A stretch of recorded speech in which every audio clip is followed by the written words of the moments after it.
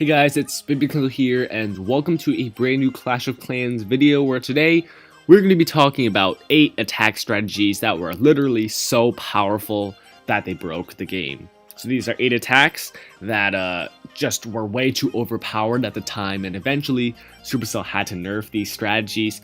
But we're going to be discussing these 8 attacks today. But before I get into it, make sure to subscribe to this channel if you have not already for the latest Clash of Clans news, updates, announcements, and strategy. But anyways, let's hop right into number 1 on this list. Attacks that were so powerful that they broke the game.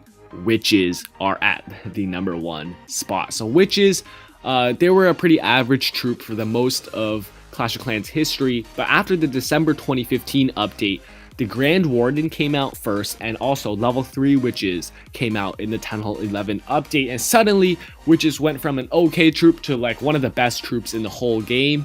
They were just so overpowered. This is the definition of overpowered, because you could just drop all your witches in the corner of a base and 3-star a maxed out Town Hall 11. It was crazy, and the reasoning behind this is because the Grand Warden, that is the reason why witches were so powerful.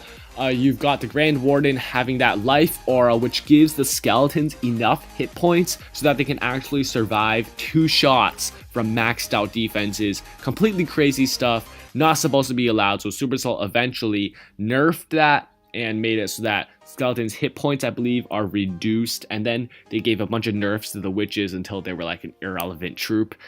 But for that short period of time, I think like 3 weeks or something like that, or maybe up to a month, witches were like the most powerful troop in the game. There's nothing like it before. They were 3-starring max bases that easily. It's not supposed to happen. Alright, so let's move on to number 2 here. We're going to be talking about the Hog Riders. So the Hog Riders, when they were first released, they weren't that good because, you know, they didn't target defensive structures as a priority. They were an average troop. But then Supercell changed it so that Hog Riders target defenses first, and suddenly they're amazing. You know, everyone started using them, and they became so powerful during that, I think, 6 months or something like that. Even people like Chief Pat were making videos on the Hog Rider strategy. You know, what you would do at 10.08 and 10.09. You basically lure out the CC troops, kill the CC troops with their heroes, spam down all your Hog Riders in a 2-finger drop heal spells when you need them, and boom, that's a 3-star on pretty much any base. And the reason why Hog Riders were so powerful is because no one really knew how to defend them. At the time, people didn't know about things like double giant bombs or good spring trap placements or stuff like that. You know, people would use these internet designs or trophy-based designs that have like their giant bombs near the outside. So it just made it so easy for Hog Riders to sweep through and clean up in a maxed out Town Hall 9. Now, eventually, Supercell had to nerf the Hog Riders. They got a little bit too out of hand, so they introduced that giant bomb thing where it does more damage to Hog Riders. And curiously enough, I think 3 years later, Supercell took that back. Now, Hog Riders don't get extra damage from giant bombs, which is pretty interesting, you know, Supercell going back and forth. But anyways, that's going to be the Hog Riders at number 2 on this list. Number 3 is going to be the Bowlers. So the Bowlers were released in 2016, and when they were first released, no one really used them. Just like the Hog Rider, you know, they weren't even that good. They were too expensive and all that stuff. But then Supercell gave them some buffs. They reduced the housing space of Bowlers from 8 to 6. They gave the Bowler a few attacking buffs, and suddenly the Bowler became amazing. Everyone at 10.11 and 10.10 sometimes started using it because you could just drop a ton of bowlers down and healers, and they would just sweep through a base just like that. And eventually people started learning how to defend against bowlers. People started doing like Inferno Islands and stuff like that. People knew how to like sort of spread out their buildings so bowlers couldn't just completely sweep through like that. And Supercell also helped in nerfing the Bowler, reduced hit points and stuff like that. And eventually, they nerfed the Bowler enough, so now it's just an average troop. But before, it used to be way more powerful. It was crazy back then. Now let's move on to number 4. Something similar, the Miners. So the Miners, when they were first released, once again, just like the Bowler, just like a lot of these other troops actually, weren't really that good.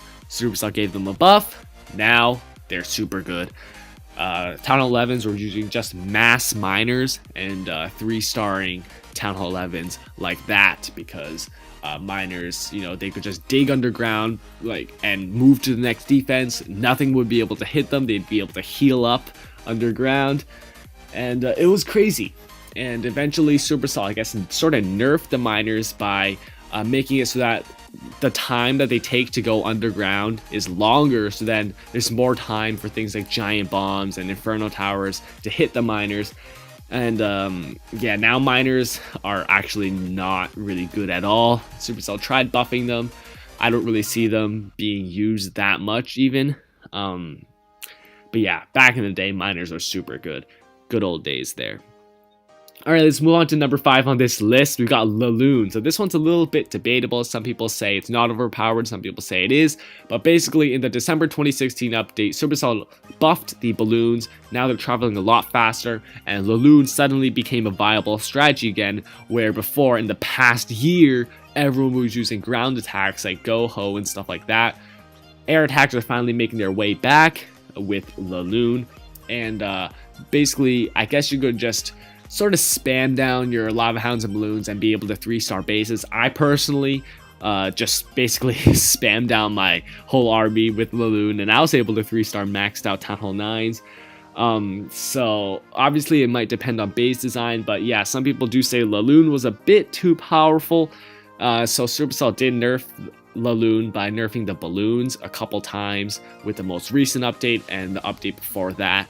Now Laloon is still good, but it's not as overpowered as it was, say, in January of 2017. Alright, let's move on to number 6 here. We got Mass Valkyries, something else from 2016, where Supercell gave the Valkyries a buff, so now they attack buildings faster on their first attack, and Valkyries became a lot better after that. You know, people just spam down mass Valkyries and be able to get really good percentages on maxed out bases and stuff like that. And I was watching videos where Valkyries would go into the core of a base, and within like literally 2 seconds, the whole core of the base would be gone. And this is like maxed out Town 11s too, so completely crazy stuff. And I guess Supercell sort of nerfed the Valkyries, but they just sort of died away by themselves because there were other better troops like the bowlers and the miners that were replacing the Valkyries. Not really the Valkyries were severely nerfed, more like other troops coming in and taking the Valkyrie spot as the best troop. Alright, number 7 on this list is Queen Walk. So another very debatable one. This is something personally that I don't agree with, but for those of you that think that Queen Walk isn't really like an allowed strategy in the game, people were always complaining that Queen Walk was too powerful, that, you know, you could just spam down 4 or 5 healers on an Archer Queen and watch the Queen like 2-star whole base. First of all, that's not true. Queen Walks do require strategy. You know, you need to determine which way the Queen will go, how to funnel your Queen in a certain direction, when to use rage spells and the ability, stuff like that.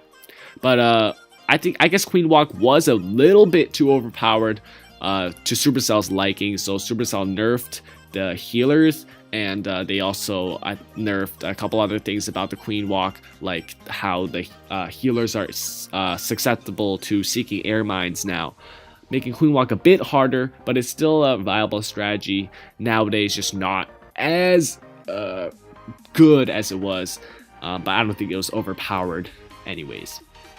Alright, let's move on to the very last thing on this list, which is going to be the 8 Golem Go Wipe, which was super powerful way back, I think, in 2015. So this was a strategy, like this was the thing at Town Hall 10, which was the highest Town Hall level at that time. You basically would have a Go Wipe, but not like 2 golems, not 3 golems, not even 4 golems. People would be bringing like 8 golems, or no, 7 golems, I mean, in a single attack, and they just have like 5 wizards. And you literally just drop all your golems and you bring all jump spells. And you just drop your jump spells down all the way into the core of the base. You spread out your 7 golems, or, you know, just a ridiculous amount, and you just drop your heroes and wizards and just have your heroes go into the base. And there's just so much tanking going on with all the golems, taking every single defense, tanking all the shots of that multi-targeted Inferno Tower. you can just have your heroes go in, take out the like 2-star, just the easiest 2-star in the world. Everyone was doing it back then. And funny thing is, Supercell didn't actually nerf this strategy. I don't think they ever did, but it just sort of died out by itself. But yeah, 8 golem go wipe, completely crazy at the time. It was the thing. And it worked especially well because of those ring bases that everyone was running at the top level. You know, those bases with the town hall and like some defenses in the center. You got the resource ring around that, and then just defenses around. You know, I bet you all have all seen that base. I'll put up some pictures. But yeah, anyways, so that is going to wrap it up for this video, guys. Those were 8 attacks that were so powerful that they broke the game.